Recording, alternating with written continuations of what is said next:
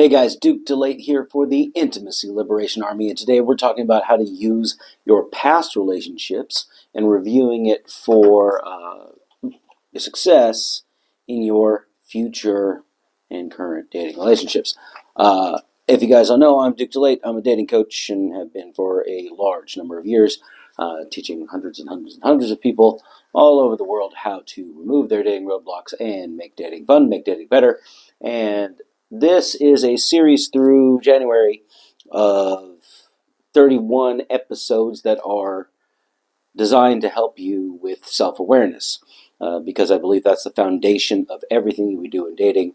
You are a quintessential part of the dating process and probably the most important one in your mind.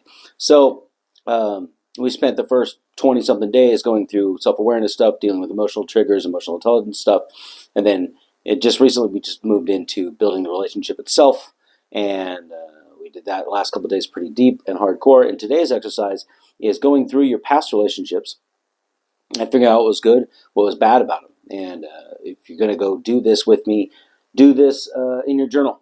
I'm always a big fan of writing. You can do it, voice recording if you want or whatever, but I'm a big fan of writing in the journal. I just got really into this whole fountain pen life, and it's changing my whole thing. Anyways, so exercise is simple. In order to be more self-aware of your patterns and the things that you've chosen in relationships, go over your past relationships and try not to sit around blaming and going into weird spirals where you aren't being effective. However, just write about some of the positive aspects of your relationships and the negative aspects in your relationship, so you can kind of see the patterns. If you're like me, you've had a lot of them. So if you go through and you do this audit of, okay, I dated that person, they left me because of this, I left them because of that, I couldn't put up with this in them, and all that, whatever, you can start to see patterns. And that way it'll help you be more choosy, have higher standards and better boundaries when you are selecting new partners for new relationships, now that your goals are a little bit different. Because if you had a couple of years in the dating scene, most likely you've learned a bit and you have different goals than you did when you started. And so this exercise will help you uncover those things. Step one, write down some positive aspects that you've had in past dating relationships. So go with 5, right? If you want to go more, feel free to go more. The more you do, the deeper you can get, but we don't want the exercise to get too laborious, because then you just won't do it. So write down 5 positive things that have happened in some of your previous relationships and call up those memories and sort of fully associate with them and write down some of the positive things that happened. Examples of positive things are good communication patterns, high attraction, high sex drive, if you had shared interests, a lot of stuff we talked about yesterday, whether you had mutual respect for each other or you were able to go after a goal and accomplish it with that person. And as a support system, you agreed on good roles for each other, and you guys it's clicked in that way. You didn't step on each other's toes a bunch. If you had a strong emotional connection, if you were very good, like if it was us against the world, like the world always lost. I've had a couple of relationships where we were just in sync the whole fucking time until the end. And when one of us was growing in a direction that the other one didn't want to go. And we could just, it was like us versus them, and then like they would always lose because we are awesome together. So if you have any of those awesome memories, go ahead and write some of the positive aspects. Give 5 of them. If you come up with, if you're just scribbling down and you're like, okay, here's a positive aspect, here's a positive one, here's a positive one, here's a positive one, and you come up with like 7, 8, 9, 10, narrow them down to the top 5 with the memories, and then write them down. What are the positive aspects that you really love about having in relationships? And the second part of the exercise is write down some of the negative aspects that you continue to see in patterns over the relationship. I would scroll down on my notes and be able to see them if my mouse would actually connect. Okay. So, negative aspects. You're constantly at each other's throats. You lack trust. You have incompatible values. Like you want to go do something, they don't want to go do it. And it turns into a fight rather than just a negotiation. emotional immaturity. People threw tantrums. People, like in my past, people threw plates and bottles and a bunch of other things, and lack of shared interests. Like if you like to go out and you club a lot, and they don't like to go out at all, that might be a deal breaker for you. It might be a what we're saying, non-negotiables in a relationship, or you might not give a fuck. So what any or all of those things are there, but try to reflect on kind of the negative aspects that you continue to see in patterned over the relationship. And very often when we go into the negative aspects, we're like, oh yeah, they were a narcissist, or she was fucking crazy, and like all of these blame centered things and negative aspects.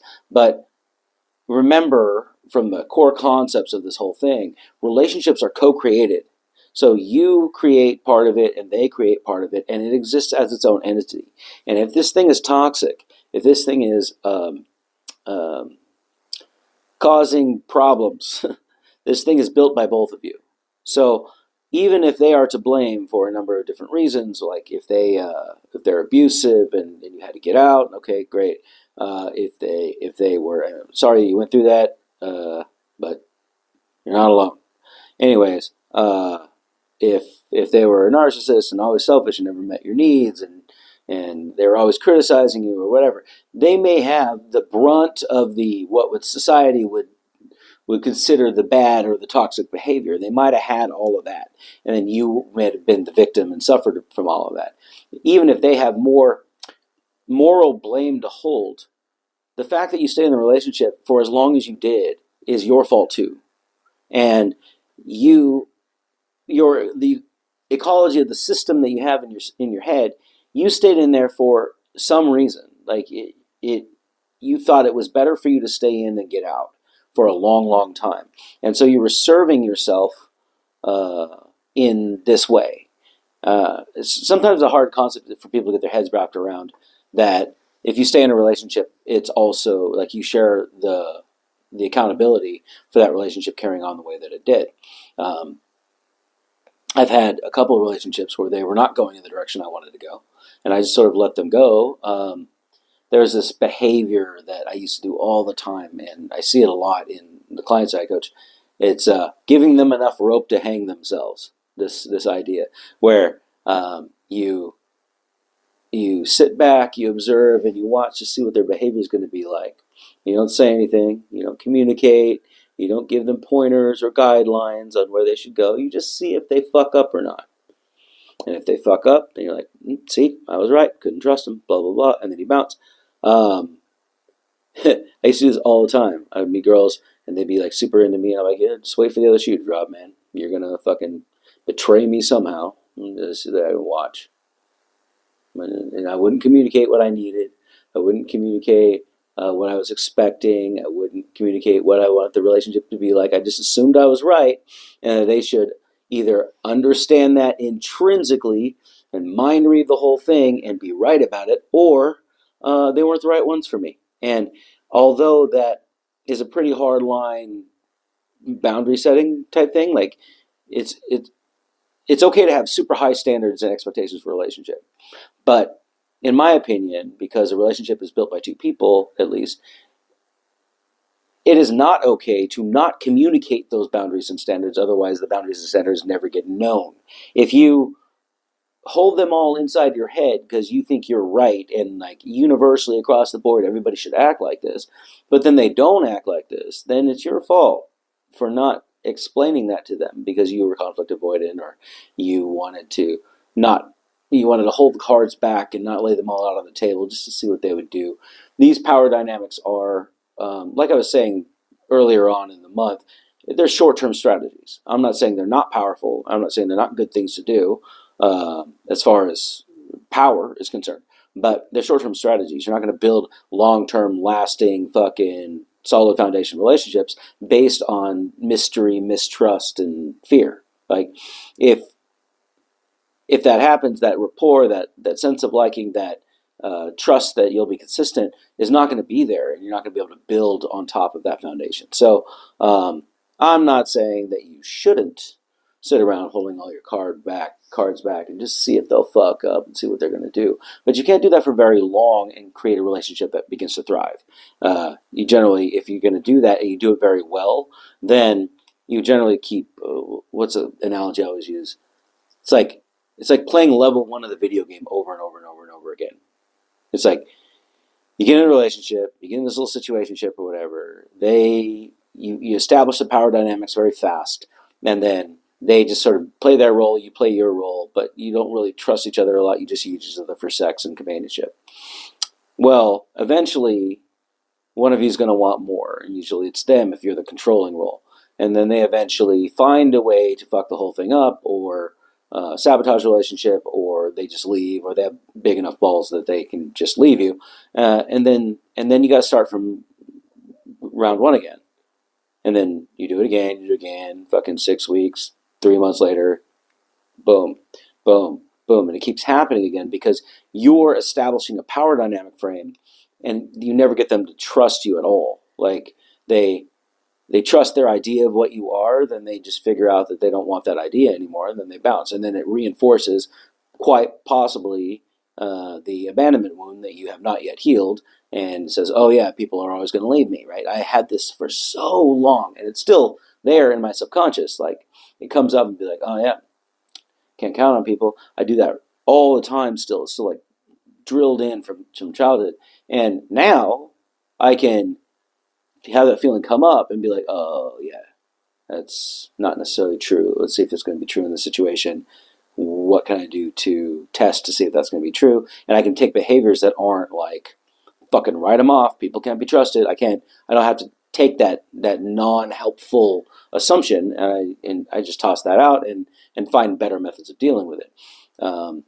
Seligman, the guy who started positive psychology, he was like leader of the president of the APA for a long, long time.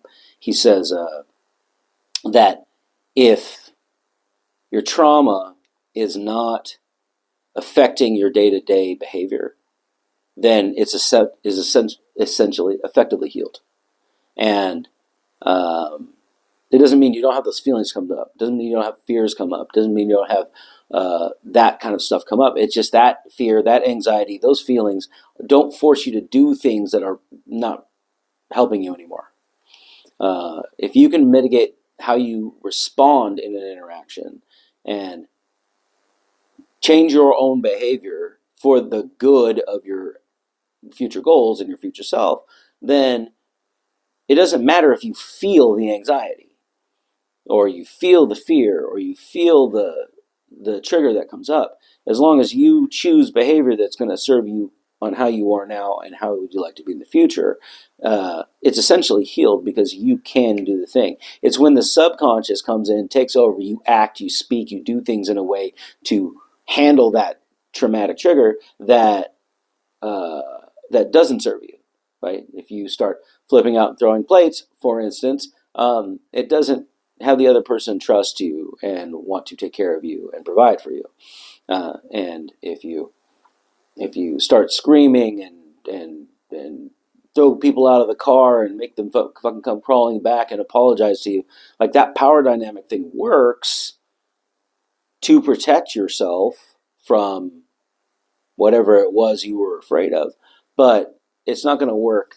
Like, it's going to have, like, what do they call it, diminishing returns over time, and you're not going to be able to keep the same partner under your thumb in that power dynamic for very long. And if you do, you're going to have to leverage some crazy ass shit over the top of them. If you're a true narcissist, like not like a Jungian personality narcissist, but like a Jungian, like a Big Five Myers-Briggs personality narcissist. What I mean is like a TikTok narcissist. Like if you're a fucking Machiavellian crazy person that that just likes to take advantage of people and doesn't feel empathy. If you're that person, then you can keep people under your thumb for a long time, but you got to keep fucking amplifying. You got to isolate them from their friends. You got to fucking make them think that they're not good enough. You got to make them think that they're crazy. You got to make them think that all their decisions are going to be better checked in with you. Otherwise, they're going to fuck their own lives up. And they better like you have to do this whole thing to control all of that shit, and you have to keep going. And eventually, they either break or they leave. And if they stay with you, they aren't fun. They're just controlled. And you can't grow in a relationship if you just keep pulling short-term strategy power dynamics all the time. So I would say that, I don't know where I was going with that. Oh, yeah. So today's exercise was reflecting on the positive aspects and the negative aspects over time of your relationships that you've had in the past, and use that stuff to find patterns and give you insights about your own behavior in relationships and what you'd kind of like to have in the future. We can consolidate those things by writing down the patterns that we saw when we went through these visualizations and thought about our previous relationships, figured out what we didn't want, go back and add to our non-negotiables list that we did yesterday about what we do and don't want relationships to have, and we can choose our behavior better if we continue to see patterns where, because one thing is you can blame everybody else and be like, oh, my partner was this and she was that and she was crazy or whatever, or you can just blame yourself the whole time. If you got super low self-worth, super low self-esteem, or low self-fulfillment, you're going to basically just blame yourself the whole time, be like, maybe I don't deserve a loving relationship because I'm a piece of shit. I have a very close girlfriend, actually, who just thinks that about herself all the time. She doesn't learn in relationships that she has value and something to bring to the table. So she constantly seeks out relationships that validate her idea of the fact that she's a total piece of shit. And then when the relationships go to trash because the people who are attracted to her projecting that she's a total piece of shit,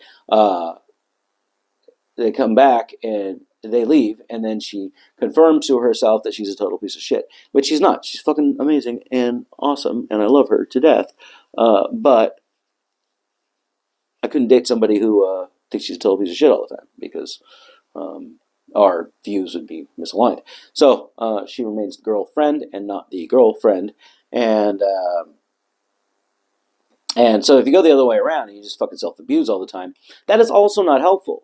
It's not saying that you're not right half the time. Maybe you do suck. Maybe you aren't good enough for a particular purpose in a particular context. And maybe you need to work on some skill sets so that you can be good enough if that's a goal that you want to have. Maybe that's true. But you can't generalize across your entire life. You can't be like, oh, I got abandoned by my father, and then I got abandoned by the last 3 boyfriends I had, and so I'm just going to assume that every man's going to abandon me, and I'm going to hold back, and I'm treating that way, and then when every man does, it's going to make you, okay, like, but is that serving you? If that's, a lot of people stick to those types of cycles because they're used to them, and they understand where they're going, and it creates kind of a trust and a consistency.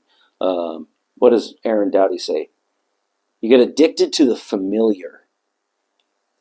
Yeah, watch Aaron Doughty, by the way. He's fucking phenomenal in this thing. He's a little spiritual woo-woo, but he's like, he's with it on the relationship thing. He's very, very vulnerable, very clear. I like this guy.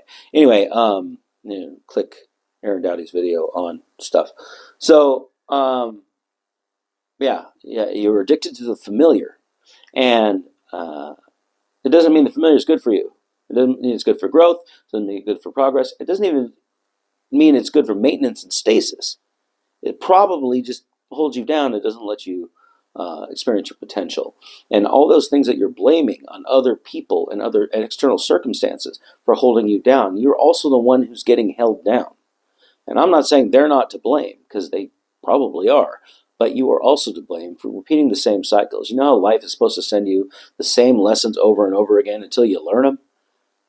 Sometimes that's you, learning the same lesson over and over again, and you wouldn't have to be learning that lesson if you had learned it already. Anyway, yeah, so write down your shit, the stuff that went well in all the relationships, all the positive aspects, and then all the negative aspects. Write down 5 of each, and then look for patterns, and then write down what the patterns were that you notice. And if you would like to have a contentious or non-contentious dialogue about it, feel free to put shit in the comments. I think I just turned comments on in the last couple of days for these things. So drop in the comments and you can argue with me about whatever the fuck you want. And if you hate me, dislike the video. If you like me, like the video. If you want to see more of this shit, subscribe. And I will see you tomorrow. Thank you so much for joining me. And until then, stay awesome.